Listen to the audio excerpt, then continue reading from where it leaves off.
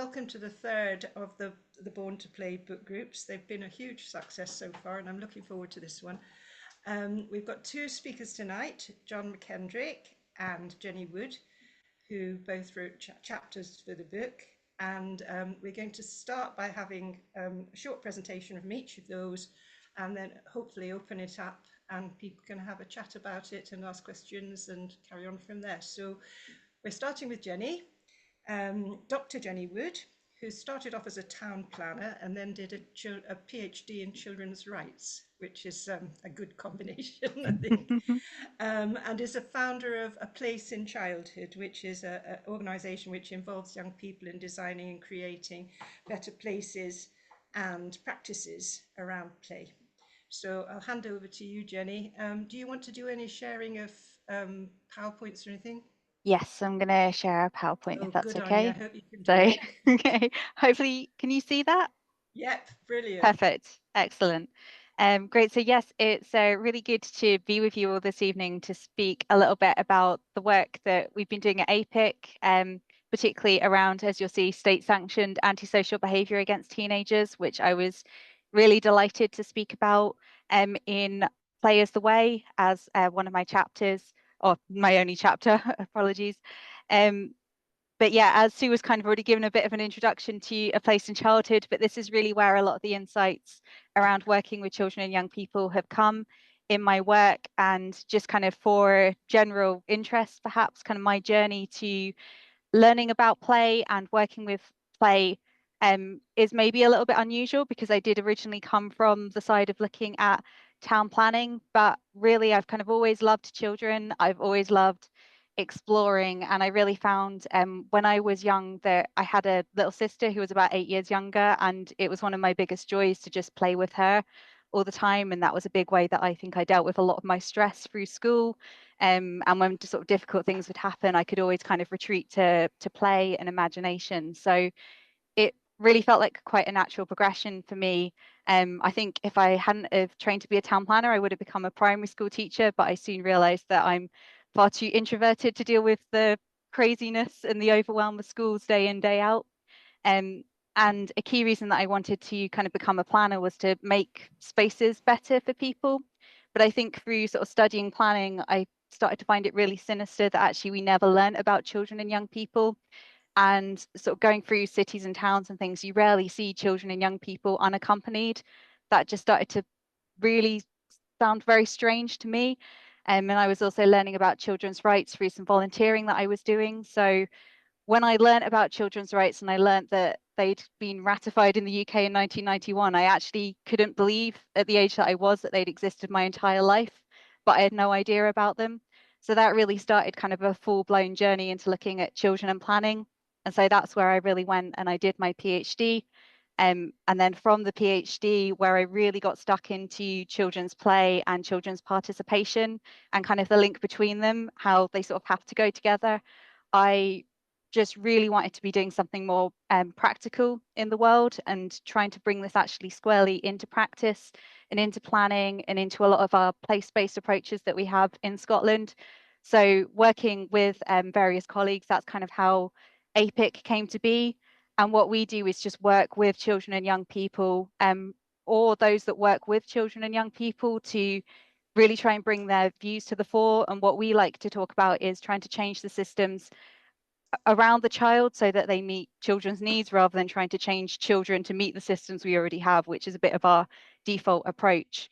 So through the work that we've been doing, we work with all age groups from kind of 3 to 18, but we've been doing quite a lot of work with teenagers around like public space and their participation, as well as like their experiences through the pandemic and lots of co-creation with them about like their local places and things they'd like to change.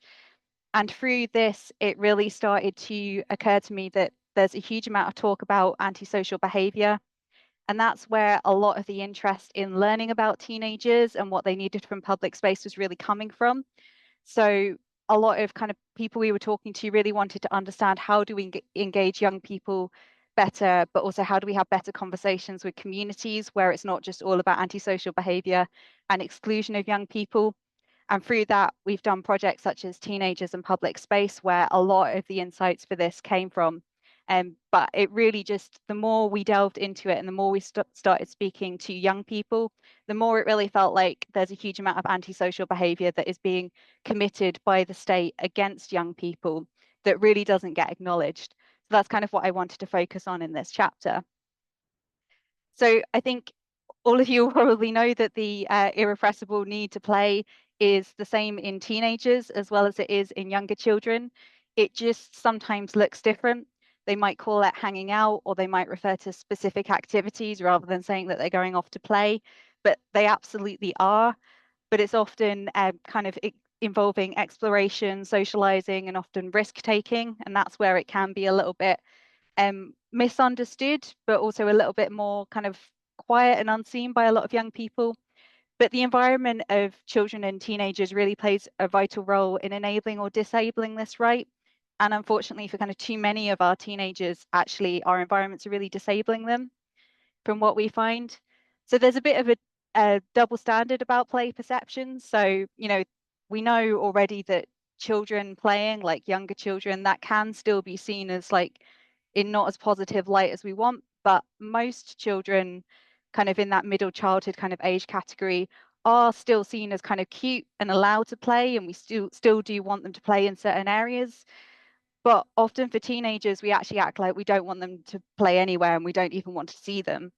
Um, and some of the things that they do can be seen as threatening, even though that's absolutely not the intention of the young person. And just for instance, an 8-year-old, using a stick as a pretend weapon just gets seen as someone largely playing and harmless. But a 14-year-old might be doing the same, and it might in their head be a very similar kind of play. But because of their larger body, it could be considered to be threatening, even when it's not intended. And kind of with that, it's really confusing, I think, for a lot of teenagers. And I remember growing up as well, you suddenly go from actually people are treating you like you're cute to people are treating you completely differently. And that doesn't actually make sense to the teenage mind. So yeah, it's very kind of strange that we start to think of things in this way. But also children just using a playground is considered normal, but teenagers hanging around in one can be seen as antisocial. But through our work, and you'll see from the screen, we've been with teenagers in lots of playgrounds, and when there aren't younger children there and they feel like they've got permission, they absolutely just start running for the swings. They start climbing on the things. They want to use this equipment, maybe in different ways, but particularly swings, they still absolutely want to be playing. But there are also just few free or affordable places that teenagers can choose to go. A lot of the places that we do have are very prescribed these days, and they're very based around purpose. And actually, young people react to that and think that they should be doing things that are more specifically purposeful and not just kind of play for fun like younger children. So there's kind of three things that I draw out in my chapter that are really kind of key in, I think, what the types of antisocial behavior that we're committing against teenagers. Um, the first one is about like the lack of empathy we have towards this stage.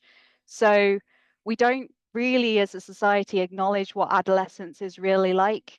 We assume that by the age of kind of 13, you know behavioral expectations, but actually not all young people do. And I think there's some really interesting science from the OECD where they looked at actually the social and emotional learning of young people across different cultures across the world, and they universally found that actually 10-year-olds seem to have higher levels of certain emotional skills than teenagers do. There seems to be something, it's either about actual development or it's about the environment, but actually some of these skills seem to take a dip before they increase again kind of closer to adulthood. And they kind of suppose that that could be because there's actually a lot less emphasis, say in secondary schools, about social and emotional learning and how to get on with other people. But it could just also be that something's got to give, and puberty is really complex process. But so we often feel that they've kind of got this sense that they know what they're doing could be seen in a certain way by other people and that they should always be aware of that. But at the same time, we don't really have a lot of messaging to get adults to understand it from their perspective. So they're kind of expected to be mini adults when they're actually still learning social norms. And actually, quite a lot of them will report feeling less confident going outside as a teenager than they do when they're younger.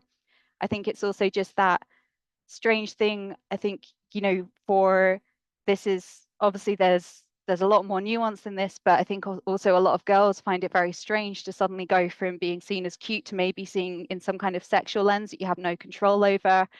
And then boys also report that suddenly they go from kind of cute until to use like potentially a target for someone to fight, like that's okay. And that's just something that we seem to have in our society that we don't always acknowledge. So the second way that we really commit antisocial behavior against them as a society is that we just got lack of space. So there's few spaces that are designed for teenagers, so it leads to boredom and it leads to forced improvisation. And so this results in play occurring in ways that can make other people feel uncomfortable. This is not to say that some of it isn't actively antisocial and isn't actively threatening, but also quite a lot of young people report to us how things that they would have no idea is kind of upsetting people do. And that might just be hanging around in groups, which again, that's just what teenagers like to hang out in groups. That's actually completely normal, and socially a very important part of their development. So they're kind of seen as causing harm, but they've actually got nowhere to go. And we also hear all the time of teenagers that barely get out and about at all due to lack of provision and also often fear. We have a lot of fear in our kind of communities where teenagers don't think that they should go outside, and parents are maybe unfamiliar with the area, or they're scared, or there's like a lack of lighting. There's just not safe places to go. So again, they get stuck inside. And it's all too often that we go and we do our walkarounds with children and young people, and we're speaking to young people, and you ask them where they like to go, and they go, I don't go anywhere. And I know that there's also been quite a lot of research to suggest that there's a unsettling number of teenagers that actually will pretty much, they'll go home at the weekend, and then the next time they go outside again is to go to school again on Monday. So they really, really suffer from a lack of space. And then there's just, I think this one's a bit better kind of understood, but there's a broader neglective need in the bigger picture for young people.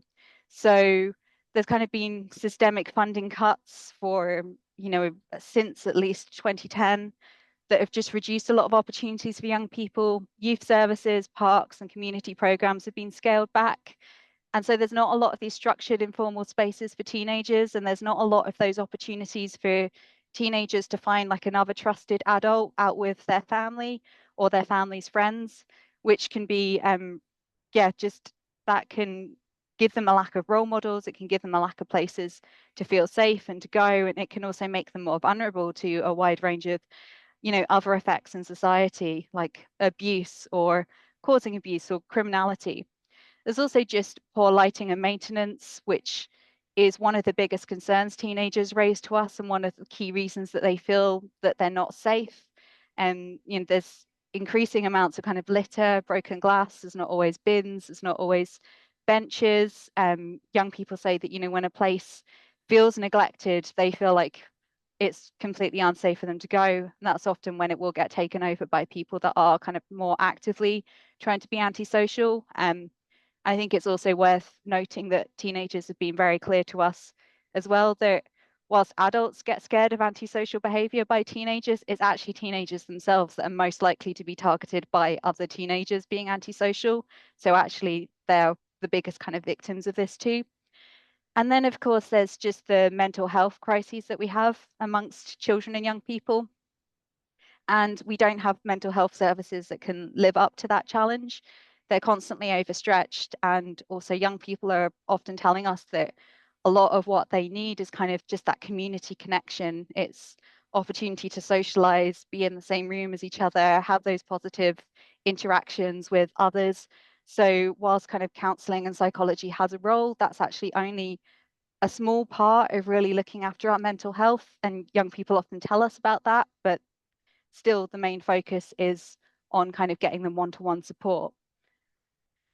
So I think the consequences of this state-sanctioned exclusion are kind of quite clear in our society. And again, it's not to say that young people don't have any agency in this, but we do see that a lot of teenagers feel that they're being labelled antisocial, that they're all being tarred with the same brush. The amount of times we hear young people say, oh no, we're not allowed to go in that shop because, you know, someone caused trouble, or we're not allowed to go and eat that place because someone caused trouble. And there's just that deep sense of injustice, whilst at the same time often telling us that when they do raise issues that really matter to them, like say climate change or Black Lives Matter, that they get laughed out for kind of just being silly or just not actually really caring about things, when actually they really truly do, and that these things just really aren't acknowledged and their voices aren't heard. And teenagers just internalize these negative messages, which can lead to this disengagement or even criminalization, or internalize that sense that really, if they're not doing something productive, they're doing something wrong. So we also hear quite a lot that, you know, young people want to go and do clubs and things, but only if it feels like they've got a purpose, like it's going to give them something that they can put on their CV, or it's going to lead to a job. Because we also live in such a hyper competitive society that they feel like, you know, play could actually just be a waste of time. So designing places, services and policies without teenagers in mind seems to just be really worsening these social issues. So finally, there is a positive way forward, and it can be quite hard to make it happen just because of I think the extent of the antisocial behaviour towards teenagers and the lack of funding, the lack of attention. But if we could have more education on teenage needs for policymakers and the public, so that they really understand and can empathize with teenagers and listen directly to them, we've seen in practice that that can change minds. Even just having teenagers discuss these issues in the same room as adults and seeing how much wisdom they have and how much insight they have really does make a difference. We can be creating more welcoming, youth-friendly spaces, and we're really lucky at APIC that we have been part of at least some of the beginnings of that. And we can decide to reinvest back in youth services and participatory planning. And we can decide that we're not okay with sort of the levels of poverty and inequality that we have. So we can change these things. And I think some of the quotes on the screen just show how wise quite a lot of the young people we speak to are, as well as being really sensitive in ways that just really often aren't acknowledged. So I'll stop there, but thank you very much. Thank you very much. It's terribly depressing, isn't it, really, the way we just ignore our kids from the minute they come into the system right the way through. Thank you very much indeed, Jenny. That was very good for people like me that get a bit sort of stuck in early years to remember it carries on. Right, so we can move now to John McKendrick, who of course is one of the editors of Born to Play, but also a professor of social justice at Glasgow Caledonia University and the director of the Scottish Poverty and Inequality Research Unit. There we are. And I just know, I really, the thing I remember from your chapter, John, is that you have two passions. They are poverty and play. Yeah. And I'm assuming, therefore, that that's what you're going to talk about. So thank you very much, and I'll pass over to you. Thanks very much, Sue. I'm one of life's optimists. I mean, I've seen a lot of optimism there in, you know, what Jenny was talking about. Just in fact that we've got an organisation in Scotland and a place in childhood that's actively making a difference, and you know that's articulating a voice that otherwise wouldn't be heard. So there are lots of problems with lots of positives as well. So what to start with talking about my weekend. I've not got any slides. You'll just need to look at my face for the next 10 minutes or so. So what did I do over the weekend? Well, it was my in-laws' 60th wedding anniversary, so we went away for the weekend. I went a hill walk with my daughter. I did a park run with my daughter. We played some board games. I went a cycle myself in the evening. I did a little bit of work on Sunday morning. I sneaked up early and did some work. I brought a book, but I didn't get round to reading it. And at one stage, my daughter and my sister-in-law, who's late 50s, a teacher, were galloping around the living room pretending that they were horses. So it was an odd weekend, and it wasn't a normal weekend for me. There's certainly the most striking moments were play. In the image of, you know, this teenage daughter without any inhibition, and my sister-in-law just galloping like horses around the living room for no apparent reason. But there's also, I think, things in that say a little bit about me. I mean, I almost sometimes feel a fraud when I come to talk about play. I'm somebody who crams his time with work, and my leisure time tends to be purposeful. So when I think about what I did at the weekend, I went a cycle, I went a hill walk, I did a park run. The idea of like taking time out and doing different types of playful activity are things that almost I feel guilty about, which of course is a problem.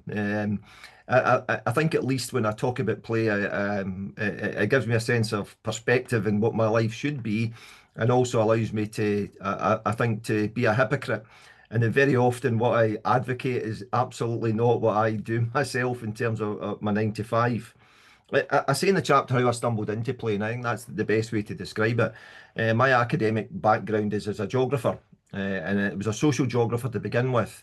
And when I was in Manchester, I had an opportunity to develop my own research project, because at that time the Research Council had a programme called the 5 to 16 programme, where they were going to fund 21 projects across the UK to look at different aspects of children's lives. Many of the things actually that Jenny had talked about there, it was really nice to listen to that.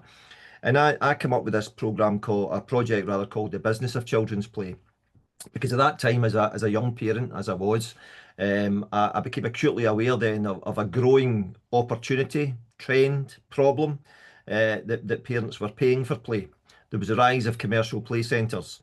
There was a general fear of children being out to play for a variety of reasons, and one of the solutions was that parents would be taking their children to commercial play centres to try to mimic, if you like, the experiences that would have been taken for granted in previous generations. And I had the opportunity then to undertake a research project that was looking at the opportunities and injustices and all gamut of reasons that were round about these commercial play centres. So right from the very start, there was that opportunity for me to look at injustice in play, and look at it in a way that actually was coherent and made sense. Because one of the big things was the injustice of who got to take part in these commercial play opportunities. And it very much was, of course, those that were able to play.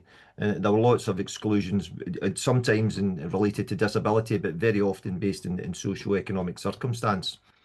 I come back up to Scotland, and I was getting a bit disillusioned with academic talk, if I'm honest about it. I found myself going to conferences, over Europe and across the UK, and speaking to small audiences, and it felt very indulgent. It felt as if that I was getting something out of it. It was nice to be able to think about nice ideas or different perspectives and stretch the brain, but I wanted to do something useful.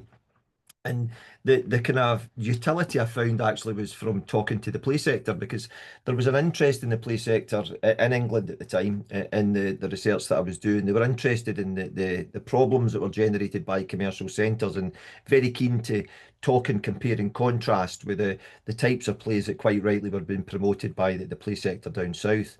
And when I come back up to Scotland, at that stage, I fell into contact with a fledgling Play Scotland. At that time, it wasn't a well-established organisation.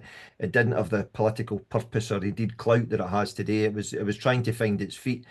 And I joined the board of Play Scotland, and remained in the board for 10 years, the maximum time you're allowed to do so. And so what I thought I became was this resource for Play Scotland. I was the academic that was interested in play, somebody who could give a little bit of advice on research. But my main research was in poverty, and as Sue said, I co-direct the Scottish Poverty and Inequality Research Unit. Last week I was chairing an event at the Scottish Exhibition Centre for the Scottish Government. 500 people coming to discuss whole family wellbeing. Play is something that's not the main interest in what I do, but is absolutely, a passion, and a passion that anytime I get the opportunity to talk play, to talk about the issues that I think are important in play, it just provides a little bit of balance to that concern with the darker side of children's lives and the injustices that are related to poverty. But I'm also very interested in paradox. So particularly when I'm interested in researching poverty, I'm interested in the opportunities that present. And I sort of say that, I'm celebrating poverty and advocating it as a good thing. But it's a concern not to oversimplify, to see that there are actually qualities in people's lives that are often written off. There are qualities in places that are often written off. And it's the same mindset that I bring in terms of challenging perceptions of poverty that I also bring into play. Because I think very much, as Jenny had touched upon, we tend to devalue play in society. Now, people that have signed up at 7 p.m. in a Tuesday evening to join in a webinar series to discuss play obviously are not of that mindset. But I think many people in society devalue play, or see it actually as a problem. Jenny's articulated the problem perceived to be of teenagers, but also it's a problem that we think somehow when children are playing that they're not doing something useful. And that's where I become that fraud, that hypocrite, that I advocate the doing nothing as something that's really important, but very rarely allow myself the opportunity to do nothing as well. And some of the issues that I pick up in the chapter then also are challenging for the play sector, because I think one of the problems that we've got as a community of interest is somehow we always present the positive. We don't challenge enough about what some of the downsides and challenges are of play. Why, if play is such, I think I make the point in conclusion to the chapter, that why, if we really value outdoor play, why is it the case then that those children who experience more outdoor play don't achieve better outcomes in life? Now that's a complex question, and quite clearly it's not got a simple input-output causal effect. But I think there are lots of ways in which we as a play sector have to ask a little more challenging questions, because the people that we need to convince have a very simplified view of what play is.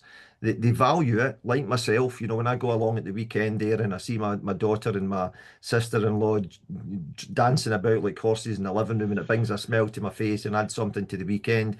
Everybody gets that from play, but we kind of lapse back into that position that it's not as important as gainful activity. It's not as important as learning a skill or becoming good at a sport. And it's important for me that, I as well as the work in the unit, I'm also Commissioner for Fair Access in Scotland, which is a government appointment through which I am tasked then with making sure that there is equality of access to universities.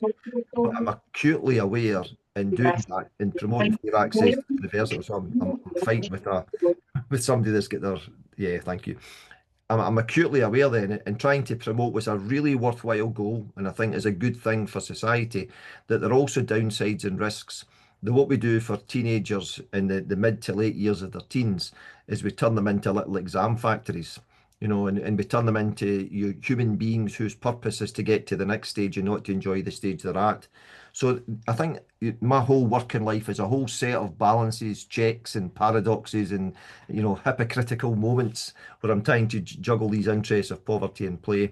And I really do welcome the opportunities to discuss that. So selfishly, when I get to talk about play, I think it adds a little bit of balance to my life.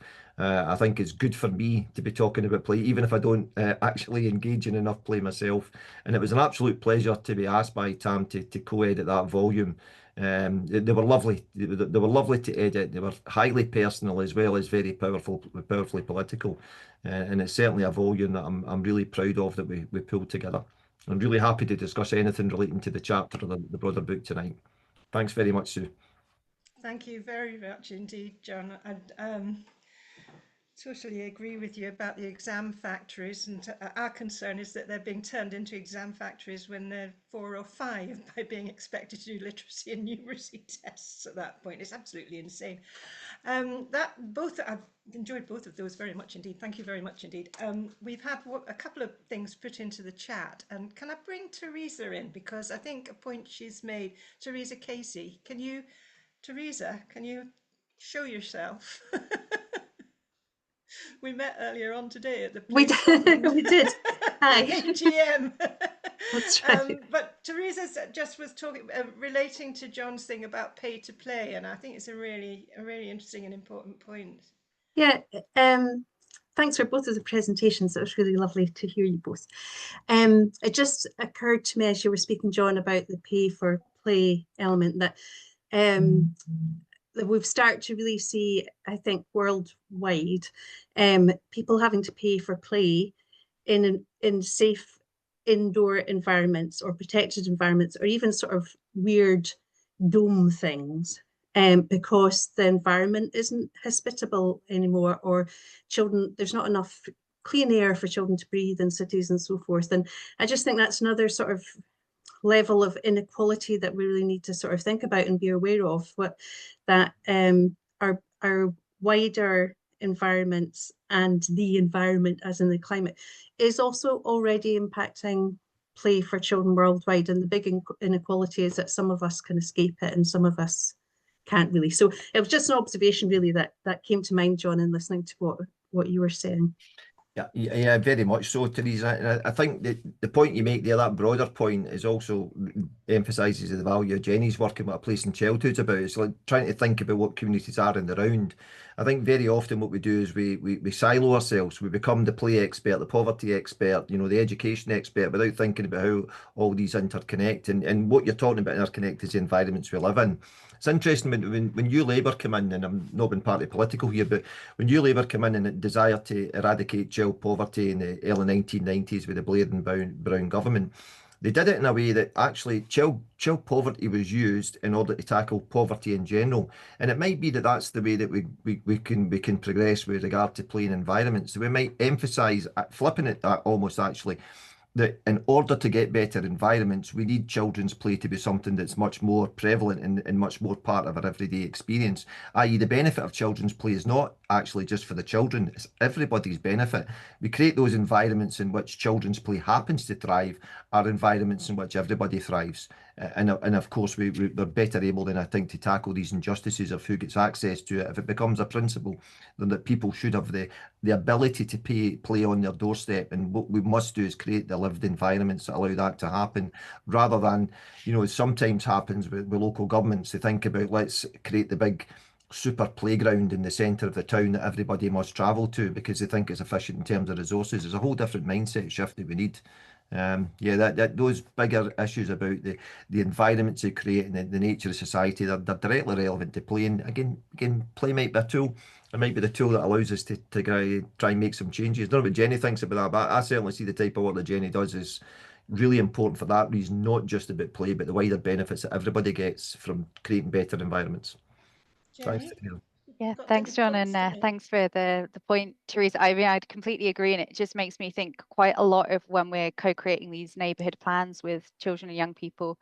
One of the big themes that they come up with is that they want more community events, and often the teenagers are telling us that, oh, we used to have this gala or this event, but it stopped, often because of COVID, sometimes before that, or we would like to go to that fair or whatever, but everything's so expensive. So one of the things that we did kind of this time last year was on kind of, it was exactly what they wanted to do. It was a group of young people in North Falkirk, and we worked with 3 of the schools in the local area, and it's an area that doesn't have the best reputation, and the children know that the area is looked down on, but from their perspective it's got loads of things going on. It's actually got lots of things to celebrate, but they never really get to celebrate it. So with them we co-created like a community festival, and we called it the Children's Neighbourhood Festival, and one of the local schools hosted it, and they invited everyone along, and the children did the promotion. They decided what we should have on. Some of the teenagers did like face painting, they did the PA system, all sorts of things that we couldn't do by ourselves. The children were like serving food on the day, and the amount of pride that the children got from bringing that to the community, and the turnout we got from the community. We had like 3 generations of families all kind of come together, and the school was like, there's a lot of family members here that we never see, because school is actually not an environment they feel comfortable engaging with, but because this is about joy, and like all of the food was free, all of the activities were free, they could see how much their children had put into it, and the school was like, well, the children are learning a lot through having this fun and through the teamwork. And I think ever since we've kind of done that, we've just realized that actually one of the biggest kind of tools for regeneration we have is just like play and creativity and like finding joy. And actually children are some of the best people at knowing what that looks like, and they're so keen to do that with the whole community. Even teenagers, one of the biggest things they want is whole community events, and I think we assume they just want to be with each other or alone, but actually it's something that they really benefit from. And I think more of these community events is also a route beyond that, where things are free. There's not that barrier where parents think, well, I can't take them to that fair because they're going to want to have this toy that is probably a piece of rubbish, but you're going to upset them if you kind of go there and they don't get it, so they miss out on the fun. But if we can have more community events to bring people together, I think that would be part of the solution. It's the two things, children and community actually go together, don't they? It's and communities broke down over the course of the end of the 20th century. I reckon as much as anything because of traffic. It just became a dangerous place to be outdoors, but also because families were less likely to be in the same area and people didn't know each other, and the children got lost when that was happening. There was a point by Sarah Mayer made in it. Please, people, put your points in. If you don't want to put your hand up, please put your points in the chat, and we can pick them up from there. But Sarah pointed out that adults need more time for play. Can I just say on this, just before I ask Sarah if she's got anything to add to it, and then ask the other two about it. At the AGM of Play Scotland today, there was a lovely thing about playful parenting, and one of the first points was made about why don't parents play so much with their children as they would like to, was not enough time. I mean, that was a massive, massive thing on the graph. And I sat there thinking, well, I am of an advanced age, and when I was little, nobody would have dreamt of parents playing with their children, because basically we just got thrown out in the street, and that gave the parents the time to do all the things they did. I mean, children's play, adult play has always been there. There's always been sport and other things that adults do, but children's play was another special thing that children did, and suddenly it's all being needed to be supervised by grown-ups in a way that I think has, that really changes everything. Is Sarah there? Does she want to come in? Please join in if you where are you, Sarah? Hello. Can you unmute? I am here. I'm in a sports centre. It's my daughter's swim training. I don't know if you can hear me. Can you speak up? Because I can't hear you very well. Well, yeah, I'm at my daughter's swim training, so it's really noisy. So I don't know if you can hear me. Yes, just. You can. Okay. Yeah, I was really meaning not so much about playing with our children, because I'm very much of the opinion that children's play should be very child-led and should be them, but we don't actually spend time playing ourselves. So whether that's, even reading a book or going for a walk, quite often we are too busy, or we sort of say, going for a run as a child, we can make out that actually going out for a run, which should be a form of play, is actually more mature. So maybe yes, we should be leading by example, so children see us enjoying. Because I know I'm the worst. I am constantly on the go until the kids have gone to bed, and so that was really my point. That we need to play more ourselves. Squeezed out, isn't it? It's there's what with all the things that we've got to get done now, it just gets squeezed out of life. I can recommend retirement, incidentally, having recently done it. And I've done jigsaws again for the first time for donkey's years, and I've never been in such a state of flow as when I'm doing a jigsaw. Hours can go by. We've not got any more questions. Can I come back on that, Sue? See this point? Yeah. I think it's really, really interesting because, like you said, Sue, the idea of playing with my parents would have, depressed me no end as a child. That I didn't want to spend it, and I love my parents. My parents were fantastic. They facilitated everything I wanted to do, but I didn't want to spend time with them. I think the generations of parents that I was as a parent, and certainly my daughter now, it's almost an indulgence that they get to play with their kids. It's an extension of something that wasn't there beforehand. But and that's okay. I think that's okay to a degree, providing that they're also able to let go and give the kids that opportunity for independent play. And I think that's the problem.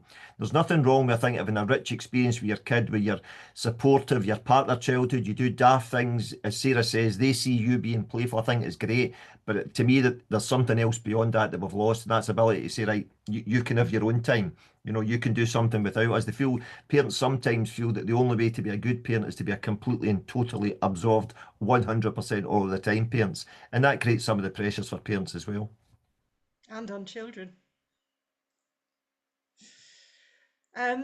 We've got another point made about the freedom to play out in the street. I don't know whether Jenny's got any comments on that. I mean, there's Out to Play, the organisation that tries to get kids out in the streets again, and we used to have play streets in Scotland when I first came here in the 70s, which were closed at certain times in the day, particularly after school.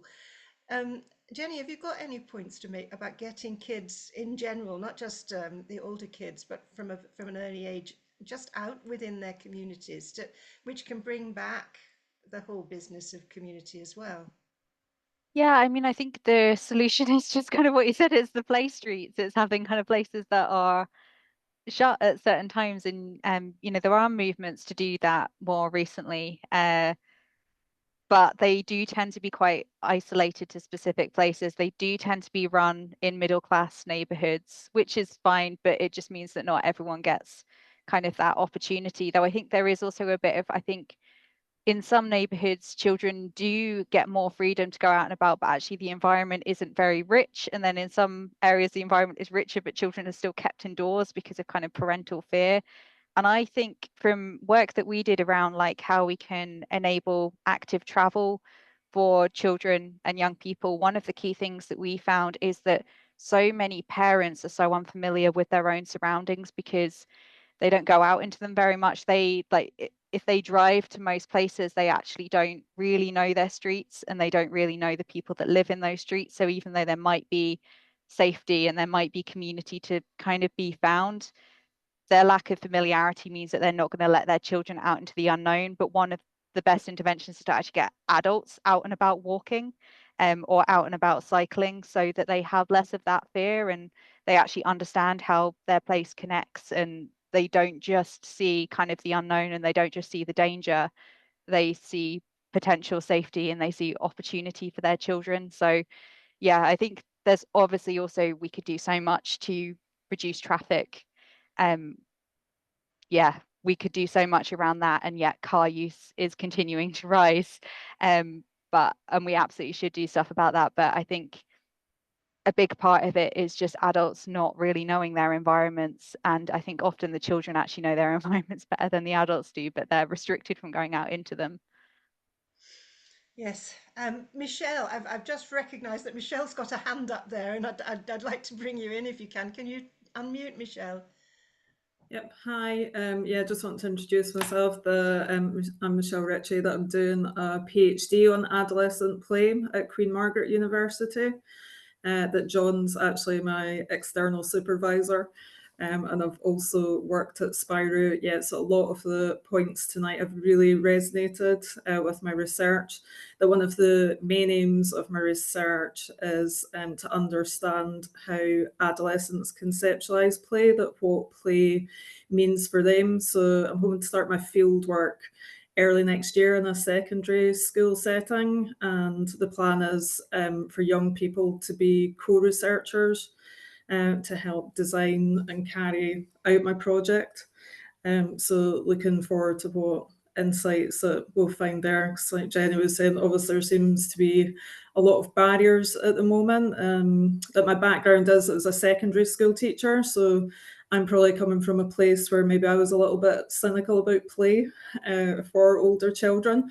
But as I've learned, I realise how innately important play is, and like how it is a biological need, sort of equivalent to sleeping and eating. But I think through my research so far and like looking at the neuroscience, I think that's potentially a way to sell it to educators, particularly in like the post-pandemic era at the moment, where like you're saying, we have got such a crises with mental health and well-being and lack of physical activity, that I think could be a really useful tool. And like coming from Spirou as well, like John's saying, that I think that plays a really useful tool to mitigate the effects of poverty for all young people as well. So a key part of my research will be looking at obviously attitudes to play and then the barriers to play.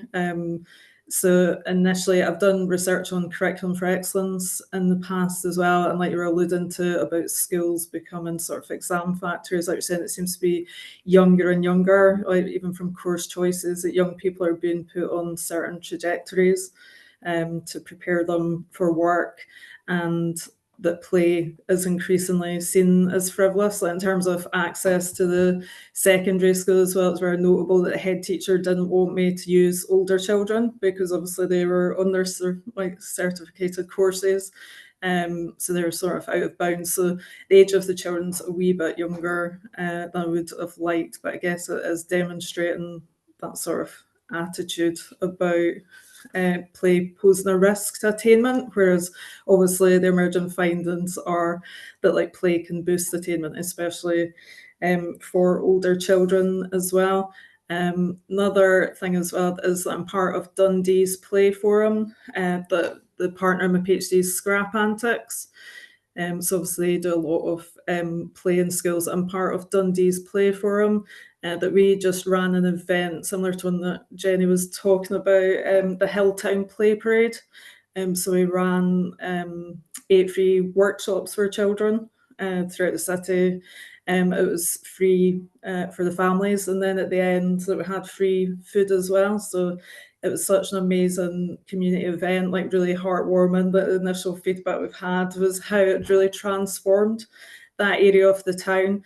Because like you're talking about the environment, like my area was just doing like bubble activities with the kids, but it was like a street corner that had been like covered in glass cigarette butts. And then like we managed to transform the space, and like there was just so much joy, and the families and like children enjoyed playing with their siblings and with their school friends. So I think that's really evident to me now, sort of like the transformative power of play. That the Play Forum that we're working towards putting on a bigger festival in Dundee in June next year for the International Day of Play. So that might be of interest to people to follow. So that play parade, that was a pilot event, but very much like you're talking about, our mission statement is that we really want it to be intergenerational. So it's not just play for children, it's play for people of all ages. And that came through really strongly in the consultation from young people, that they really wanted older people to be involved. And like they were talking about wanting mutual learning as well. So for example, they'd said that they can maybe help older people to learn technology, like using phones and things, and that they'd like to learn skills, maybe like knitting or crochet. So it was really good. It's coming, and then obviously a key aspect that's coming through as well was that it should be accessible and inclusive. So at the moment that we're looking ways to do that by having multiple sites around the city, and then providing transport so that people can get around the city. And also the gaming industry in Dundee is involved in it as well. So they're helping us to develop an app to make sure that people can be informed exactly what's going on and where. So yeah, excited about that project next year. It's a big project. One of the things that got me when you were talking about that, I'm sorry, I keep getting back to this exam factory thing, because I think one of the biggest barriers to getting kids playing is the feeling that education is the thing that matters, that, you know, nothing else is important.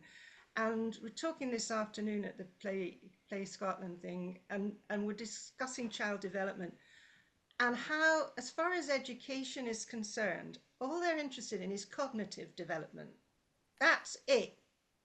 So people think of child development and the human development in terms of cognitive development, because that's what they're being fed. And they forget all about the physical, the social, the emotional, the spiritual development of human beings. It just gets lost in terms of the talk around how we want our society to be. And I personally, I blame education. John, I think you should do something about it. You're a professor. Yeah, well, part of the problem, you know, and we are in lots and lots of ways. The different parts of the system do their own thing, and they don't connect. I mean, I'll give you a concrete example. we accept people into university on the basis of the grades that they get at school. It's a simple way to do it. Obviously, you get adult entrance as well, but largely the gold standard is the grades you get. Therefore, that puts pressure on the school system to produce grades. Now, if we took a different approach, if we took an approach where we were interviewing people and we used to, making sure that it was the right course for them, then that would take some of the stress off that obsession with grades in 5 and 6. It would maybe create a bit more space for what Louise Hayward had suggested as part of the educational reforms. So that it wouldn't just be about, it would be, you have to be competent if you're going to move on to certain professions, and you need to demonstrate a certain level of cognitive ability. So it would be silly to say otherwise, but that's not your point. So your point is all the other things have been devalued. And I think if we could take the stress out of the system by having a different approach to entry to college and university, that would allow schools to do something different. But until that can happen, each part of the system looks after its own interests. It thinks it's being efficient, and the downside to that is actually you're putting pressure on young people. You're creating a context for growing up that's not allowing them to realise their full potential. Rather ironically, it's doing exactly the opposite from what you think is important. Do you think that change might possibly happen as a result of Louise Hayward's?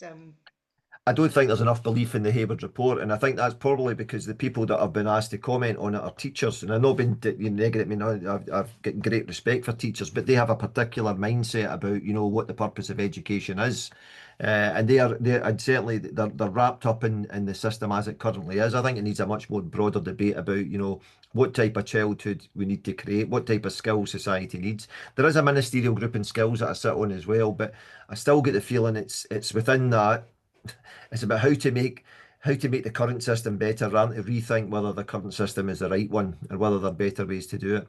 And it would need party political consensus as well, because education is just a political football, and the problem is it's very difficult to do anything radical when the pressure is always on you because your exam results weren't as good as last year. Yeah, as Kate has just put in the chat, health and well-being was always seen as one of the core things like literacy and numeracy from the beginning, and it wasn't looked at in the last review. It's just, they just don't really value anything except the stuff that passes exams. We're coming towards the end of, I'm just wondering is there any other questions that people want to put quickly before we, or areas they'd like to hear about? Can I go? We just heard from John.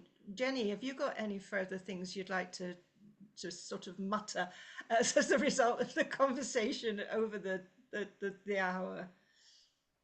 Oh, I mean, there's lots of really interesting things. I mean, I thought Michelle's project sounded really interesting, and really great to hear about, so much kind of good things happening. And I also saw some really good discussions in the chat just there about what a rich environment is and what it isn't. And yes, I think I'd maybe add, I think I agree with people. Sometimes what we think of as a rich environment, it doesn't need to be this managed place. It doesn't need to be, a premier park. It doesn't need to be like somewhere that has lots of money invested in it. It just needs to have opportunities, and it just needs to be accessible. Whilst, a kind of an environment that isn't rich would just be, a piece of concrete with nothing on it. Or sometimes you see really big patches of grass, and that's all they are. They're very lovely mown pieces of grass. They've got no real play potential other than a bit of running around and maybe a bit of football, but usually there's no ball games allowed there anyway.